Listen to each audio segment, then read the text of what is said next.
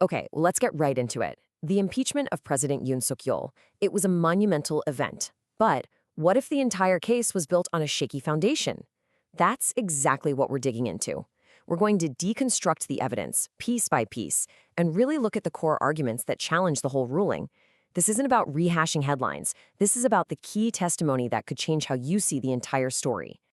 So here's our game plan for today. First, we'll quickly go over the official foundation for the impeachment. Then, we're going to open up 3 critical case files: the Prime Minister, the General, and the Intelligence Officer. And finally, we'll see how dismantling these cases builds the argument for nullifying the whole thing.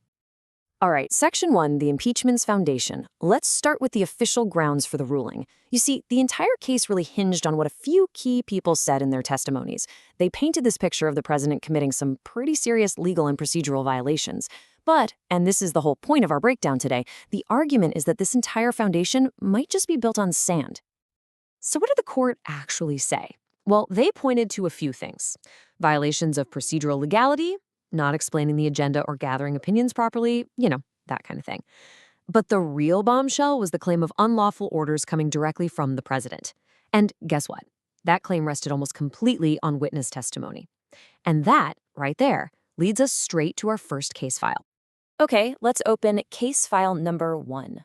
This one is all about the Prime Minister, Han Duck-soo, and what he said on the stand. His story was, without a doubt, a huge pillar holding up the entire impeachment case.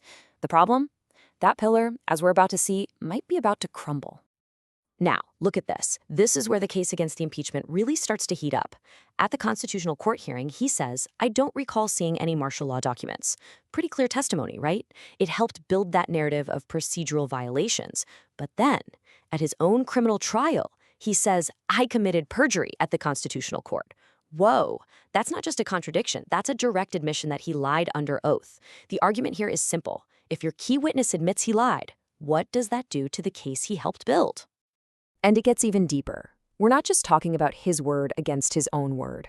The case against the impeachment points to this number 11. That's the number of cabinet members they claim CCTV footage shows were actually at that meeting reviewing the documents, Han Duck-soo included. Now, if that's true, it doesn't just poke a hole in the impeachment's rationale, it blows it wide open. It directly contradicts the whole idea that proper procedures were skipped. All right, let's move on. Case file number 2, the General.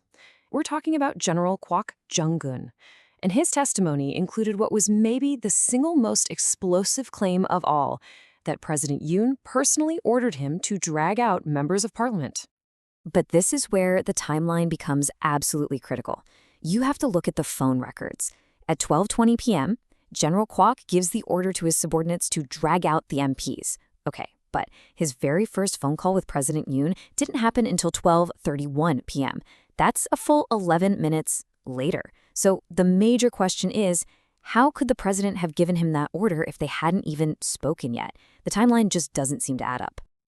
Right, so you might be thinking, but what about the other soldiers who backed up the story?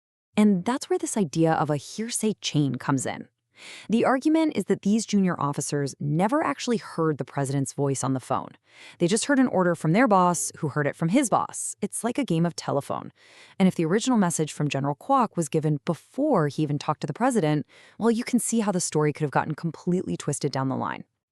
And that brings us to our third and final case file. In this one might be the wildest of them all. It centers on a National Intelligence Service official, Hong Jong-won, and the now infamous arrest list memo that he claimed came straight from the president himself.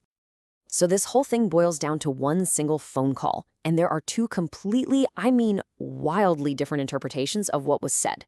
On one hand, the claim is that President Yoon gave a totally standard, boring order, "Hey, it's martial law, beef up counter-espionage." But Hong Jong-won's version? He claims the order was to arrest them all. In other words, to create a political hit list. These 2 stories aren't even in the same universe. So where did this supposed arrest list even come from? Well, the argument against its credibility is that its origin story is murky, to say the least. Step 1, Hong supposedly writes a scribbled memo while intoxicated. That original note, it's gone, vanished. Step 2, an aide transcribes it.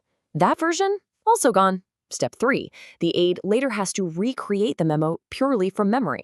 And finally, step 4, That recreation becomes the final typed document that was presented as evidence. You see the issue, right? We're looking at a copy of a memory of a copy of a scribble that nobody has.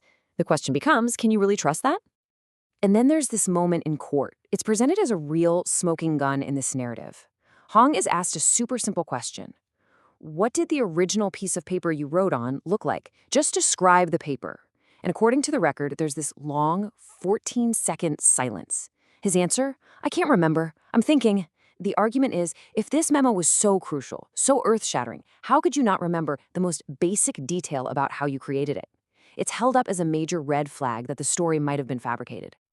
So, we've looked at the three case files: the Prime Minister, the General, the Intelligence Officer. And now we get to the final section, the argument for nullification.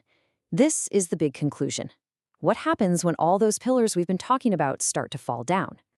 So let's just lay it all out. The case against the impeachment boils down to this. Witness number 1, Han Duck-soo, admitted to perjury. He lied. Witness number 2, Kwak Jong-gun, is contradicted by his own phone records. The timing is impossible. And witness number 3, Hong Jong-won, brought in evidence with an origin story that is, frankly, a total mess. The argument is devastatingly simple. If your three main witnesses are this fundamentally unreliable, what is left of your case? The claim is absolutely nothing. The entire legal foundation just collapses. And that's really the question that this whole deconstruction leaves us with. It's a powerful one. If the core testimonies, the very bedrock that the impeachment was built on, are invalidated, then what happens to the foundation of the impeachment itself? Can it still stand? That's the central question driving this entire case against the ruling.